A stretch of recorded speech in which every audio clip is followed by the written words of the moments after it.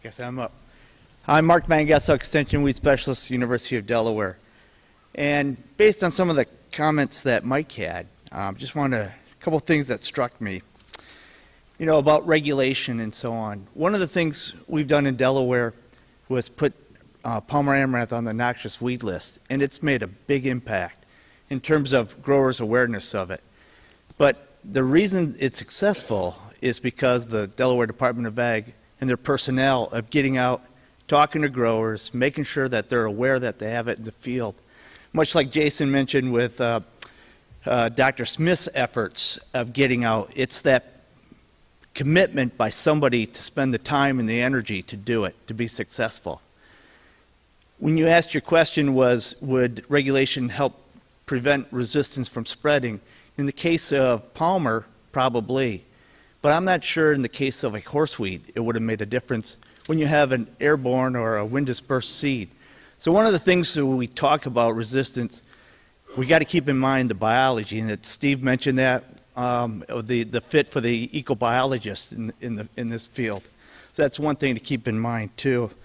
And the idea of regulation on herbicide usage and times and amounts, in theory, makes a lot of sense, and I like the idea of it. But when you think in terms of like practice of it, there's always going to be some situations where it doesn't fit, and not wanting to hamstring a grower in that situation. Resistant mare's tail, for instance. Soybeans, 5-6 weeks after planting, the horseweed is coming through the canopy. In many cases, the best option is another application of glyphosate. I know it doesn't make sense, but it suppresses the horseweed enough to let the soybean canopy get up over the top of it, and in many cases help suppress it. So, the idea of the regulations, in theory, it's always like the devil's in the details and how to work it out. Just a few comments. Just on the timing, I mean, we have to specify the rate, the timing, because that drives the residues, it drives the tolerance, it drives whether or not it's adulterated. But I understand your question beyond that. Amy? This question's for Jack. A lot of your comments said you were going to put it on the registrant. As a retailer, I know that each registrant has their different ways of doing things, from non-performance reporting and those type of things. Is there anything that the EPA OPP can do to at least have a little bit of consistency across what you define as a stewardship program? So as the users that have to explain that to the growers and the consultants, we're not doing 7 different stewardship plans for 7 different major manufacturers? Right. Yeah, I mean, I think with the resistance management plan that we've laid out for 2,4-D, that'll be kind of the model for everything else. So it will have consistent, I mean, scouting is always going to be a piece of it, but it will have a consistency to it. It's just getting the first one kind of right and then building on that one. I would probably add to that if industry comes in with consistent plans, that will probably make EPA's job easier too. Yes. Brian Young, Purdue University. Most of my weed science experience has been in Indiana and Illinois now, so I need to start out saying I do love corn and soybeans. But one thing that's been mentioned, Dr. Powell's mentioned it in terms of diversity, Mike Owens mentioned it, that crop diversity component's been skipped over. We soon go into, well, what can we do in the current crops that we have right now? And talking to growers, they don't want to talk about anything besides corn and soybeans. And we're having discussions about, what incentives can be provided from a regulatory standpoint. Has anybody looked at the Farm Bill and really investigated what incentives do we provide right now that really are working against resistance management? And I can think of a few programs right now, one being like crop insurance programs where we had some preventative planting, so the grower, it was mid-June, he could have been planting in southern Illinois, but he decided not to. And so he had repeated glyphosate applications on his weeds, and then he finished it off with nice disking on highly erodible soil. So is anybody looking at the programs we currently have that are working against us in terms of resistance management? Because by diversifying crops, you know, it's not just for herbicide resistance management, but all pesticides. Well, probably the answer, easy one, is yes. But I can tell you that probably the three economists that we work with for the summit, many times with her, we really need to get through that act, that bill, and understand all the implications. So yes, but I don't think the work is done yet. George or David, Terry, any other comment on that? Okay. Greg Jaffe with the Center for Science and Public Interest. Michael, I had a question for you about, you talked in your presentation about incentives and especially about the government providing some incentives, and you named up a bunch of them, but you didn't include which agency, EPA or USDA, or which offices and under which programs you might suggest those incentives be established. And you also mentioned that incentives were only important to look at certain target populations or subgroups of farmers or people who they would actually impact. And have you thought about which groups you think should be the target of those incentives? I have, and probably a little bit for the purpose of brevity, I didn't try to go into those, but really a bigger purpose was the idea that I wanted you to see yourself in that call.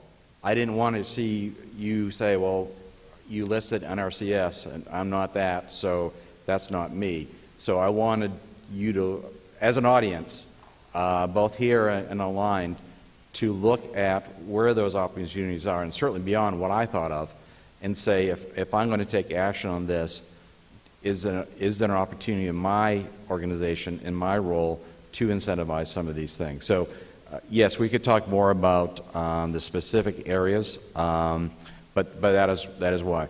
And certainly talking to the sociologists and looking at the literature, the little that I have looked at the literature, there would be guidelines, but I think that's also part of going out and probably working with commodity groups and others to gauge where you might have the biggest initial impact.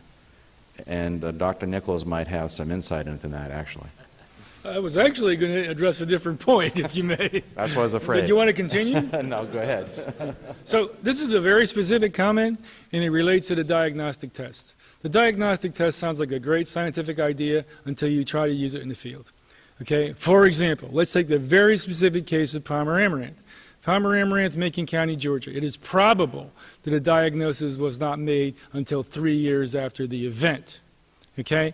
Then, to determine the mode of action, took an additional 2 years plus an additional year beyond that, and Dr. Powles is here and can back me up, to fully explicate the mode of action. Therefore, being between 2004, we're up to 2010, at which point I abandoned mapping the distribution of Palmer amaranth because it was already totally loose. In other words, to develop a diagnostic test and apply it in the field, you probably simply do not have the time. The span of time to make a practical use. In addition, right now we know that there are at least 2 modes of action, and myself and some other cooperators sitting in this audience right now have information that suggests that may be the tip of the iceberg. Want to start? Which is why we're not requiring it. I mean, there you go. You know. And you have possibly read my comment. No. That someone surely should have. And I was thinking about that too, sitting in the, at my stair listening to Jack. And he did definitely emphasize that they thought it would be to the benefit of the registrant to be able to do this. Yeah. And so I thought, yes, so maybe you have a resistant case and you have a great diagnostic quick test for a resistance mechanism. So you might be at least be able to rule out whether you're dealing with a new one or a different one. You may still have a suspected one, but at least maybe you can rule out some. If you had a diagnostic. Yeah. But no, yes, I think you have to work with their likely suspected as the first step. So, go ahead. I got a question. Yes, there's a question that's come in from the webcast, and it's directed to Mr. Housenger. Many have commented on the importance of including certain language on herbicide labels. However, if herbicide label formatting was standardized, I think growers would be able to locate and adhere to the label recommendations more. Why does EPA not first standardize and establish consistent labeling for herbicides? didn't get all that. Did you get? So the question is, why isn't there consistent, uniform format of labeling on herbicides in this case, so that any particular piece of information like herbicide resistance management would be easily found by somebody looking at that label? That's it. Well, that's easy. I don't think we have, well, number one, I guess, long-term, we're working toward structured labels that would help with that. We're currently operating in kind of the dark ages with labels right now. So that's a longer-term plan. But I think one of the goals is to standardize where you would find everything on a label, standardize the language once we develop the language, so everyone would know where to look. So. Okay, let's thank the speakers again.